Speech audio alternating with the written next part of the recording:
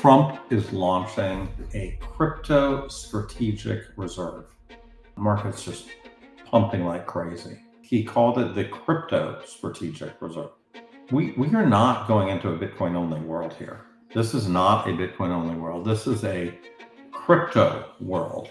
You know, when the facts change, I change, and I'm that way. Like, the facts change with that Trump meme coin. You can say whatever you want. That thing totally changed the game. I think you're going to hear two narratives right now. You're going to hear people like me who are telling you we're going to a golden age of crypto, right? And then you're going to get people on the hardcore Bitcoin world who are going to say, they're all coins, you can't allow them. No, Bitcoiners are not listening. You've got your earmuffs on. You're like, Bitcoin only, Bitcoin. No, we are going into a crypto world. We have Coinbase lawsuit dropped. Uniswap lawsuit dropped. We have meme coins now officially not securities. They are collectibles, officially.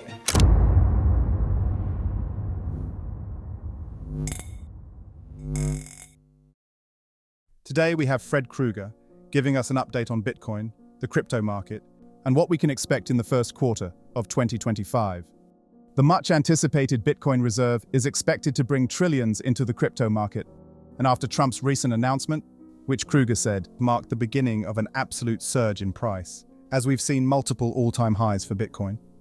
Bitcoin is sitting just above 87,600, still up almost 4% this week. Let's get right into the interview as he gives his latest Bitcoin prediction and where we're headed in the coming months. Drop your comments down below and subscribe if you enjoy the content we do here. I don't care. I'm not a hater. To me, all this stuff's good. It's good for Bitcoin. It's good for crypto. I like more transactions. I like more options, right? I love it. I love it. So everybody who's sitting there on the negative, you negative guys, you need to become positive. This is good for you. This is good for your assets. It's good for your bags. Because there's so much negativity on these Bitcoiners. It's just detrimental to your financial future. He called it the crypto strategic reserve. We are not going into a Bitcoin only world here. This is not a Bitcoin only world. This is a crypto world. Okay, we are now going into a crypto world. Bitcoiners are not listening. You've got your earmuffs on. You're like, Bitcoin only, Bitcoin. No, we are going into a crypto world. We have Coinbase lawsuit dropped. Uniswap lawsuit dropped. We have meme coins now officially not securities. They are collectibles, officially. Bitcoin is at 87.8, up 3.5%. We have Solana up 17% at 164, This outperformed Bitcoin 5-1 today. We have ADA, let's see where ADA is, Cardano, up, 43% today. It's almost back to $1, And we have XRP is up 25%. So the order of increase is almost inversely proportional to how good they are. We are in a crypto world, XRP over the last 7 days is actually up 6%. Bitcoin's down 8%, Solana barely down over the last 7 days, 2%. Bitcoin down 8%, So, you can say whatever you want about my thesis. It just happened to be right. And so what is driving this? I think what's driving this is that Trump is tired of all this with Gary Gensler and anti-innovation, anti-crypto. And, people who are criticizing all this stuff are out of touch with the administration. They're out of touch. They're just completely out of touch. And the amazing thing is all this stuff's good for Bitcoin. So if you're holding Bitcoin, do you want the crypto strategic reserve? Well, There's some of these hardcore Bitcoiners are like, no, I prefer nothing. I prefer no strategic reserve to one that wasn't all pure Bitcoin. Well, what do you expect from a president who launched his own meme coin? What do you expect? You're out of touch. Regardless of what administration is in charge, we have this phenomena that the purchasing power of the dollar is going down.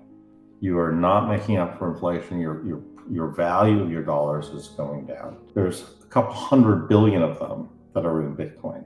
Now there's 2 trillion of total assets in Bitcoin, but most of them are held by individuals who got in early. People like Fred, people like, it doesn't matter. People like Michael Saylor, and it's very clear to me that you're getting to Bitcoin 1 million, probably Bitcoin 10 million within the next 20 years, if you just start thinking about it that way. Krueger has been bullish in 2025 and believes that people in the crypto world don't understand that there's $20 trillion of actual movable money. He says the relentless math of this asset coming in is going to be mind-boggling.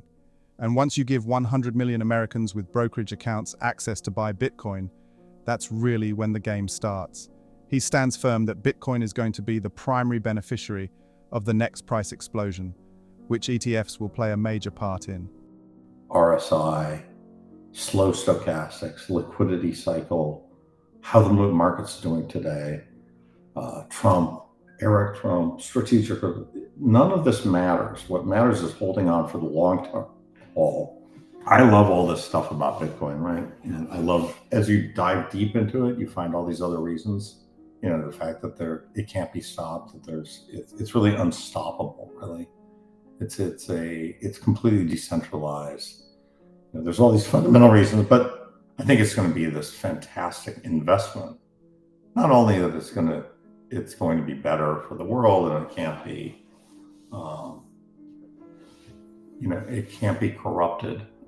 Fundamentally, there's this appeal of Bitcoin, which is that it allows you to take your money, hold it in self-custody wherever you are, right, and escape the financial system.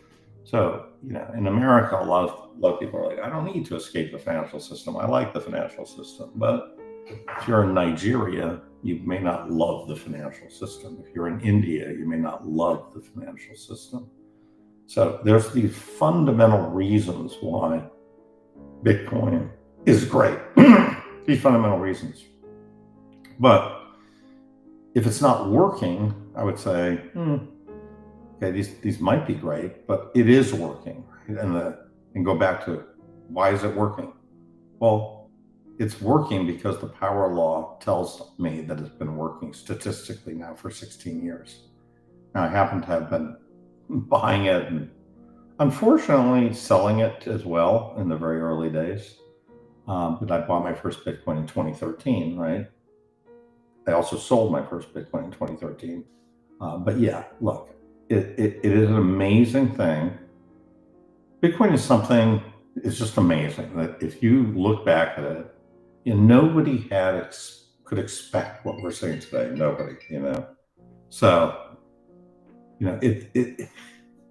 it's a force of nature. It's something that we don't understand how great, and it's unbelievable. But here we are, Bitcoin close to a Bitcoin 100,000. And the temptation is to trade it, right? The temptation is to move it and do it. And so I'd say resist that temptation. Now, when I say that I'm kind of bullish on the tokenization of the world and everything, I am. And I'm bullish on Solana and bullish on a bunch of things like this. But I'm bullish on them in part because I think the world's going to go in a direction where the average person on this planet understands the value of Bitcoin. And I don't think that's the case now. I think that there's a very small minority of people who understand this value of Bitcoin. I think a lot of people follow me. They're kind of we share the same view of the world, right? And I think we understand Bitcoin, but I think the average person does not understand Bitcoin. Specifically, if you weight the average person by the average dollar, the average TradFi does not understand it at all. I think if you just put all your money in Bitcoin, that's fine. You do not need to go out and invest in anything else. You don't need to invest in meme coins, Solana, Sui. What? It doesn't matter. You don't need to do anything. Bitcoin will be fine. And, people are, well, can I do better? Probably, but the investment thesis is one thing, right? The other thesis is how is this going to play out? How are we going to get from A, where we, which is, let's call it, the very beginning, the mining of Bitcoin. How do we get from there to full Bitcoinization? And what I think is we're going through this process of not hyper-Bitcoinization, but hyper-tokenization. Krueger shares his bold predictions for Bitcoin in the months ahead. Now that he's laser-focused on Bitcoin, Krueger not only lays out the revolutionary Bitcoin power law model, but also explains why he believes a $1 million Bitcoin isn't just possible, it's inevitable. He says the current volatility is a natural phase of Bitcoin's maturation and could present a once-in-a-lifetime investment opportunity. Krueger highlights how Bitcoin's decentralized nature and finite supply make it uniquely positioned to withstand economic turbulence, asserting that it will eventually outcompete traditional fiat currencies. His conviction? Bitcoin isn't just a speculative asset, it's the future of money, and those who invest now could be part of a financial revolution. What do you think about Fred Krueger's prediction for Bitcoin and where he sees the world of crypto in the months ahead? Comment down below. Thanks so much for watching. Don't forget to hit the like button and subscribe for more content just like this. We'll see you in the next video.